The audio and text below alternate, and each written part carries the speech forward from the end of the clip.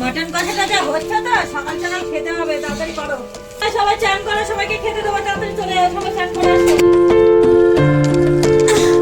ও বাবু বাবু, তোমরা কিছু খেতে দাও না, আমার ছেলেটা দুদিন ধরে কিছুই খায়নি। ওদের থেকে পাগল ছাগল খাবার সময় যত সব চলে আসে। এই যাও তো এখান থেকে, কিছু হবে না, বেরো এখান থেকে।